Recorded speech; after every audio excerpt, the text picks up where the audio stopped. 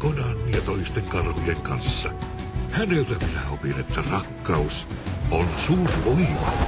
Tämän suuren viisauden minä puolestani välitin omalle kansalleni. Tarinan pojasta, joka kasvoi mieheksi karhuna.